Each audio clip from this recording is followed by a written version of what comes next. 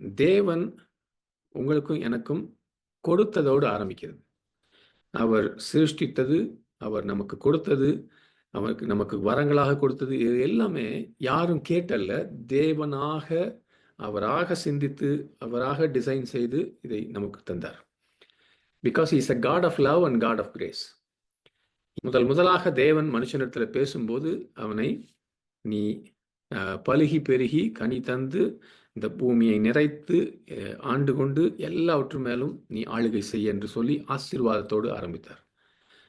he first starts with giving. இது ஆதியாகமத்தில்.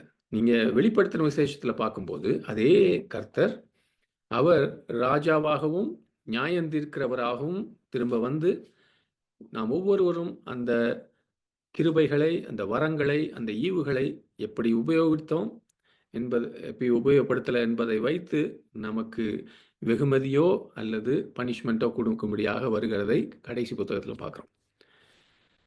இதே மாதிரி நம்ம உங்களையும் என்னையும் இயேசு கிறிஸ்துவுக்குள்ளே அவர் புது மனுஷனாக சிருஷ்டித்த போதும் இதே தான் பார்க்குறோம்.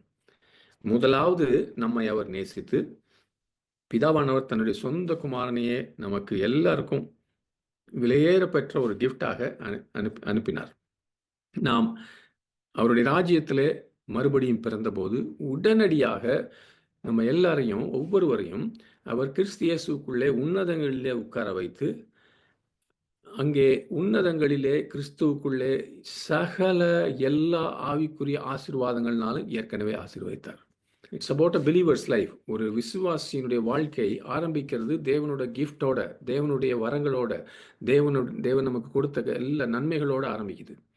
அப்போ அது முடியும் போது நிச்சயமாய் அதை குறித்து கணக்கு கேட்டு அவனவன் தன்னுடைய விசுவாச வாழ்க்கையில் செய்ததற்கு பதிலாக அதற்கு ஏற்ற போல அதற்கு என்று நமக்கு வெகுமதியோ தண்டனையோ நிச்சயமாய் வரும். Giving first and judgment at the end.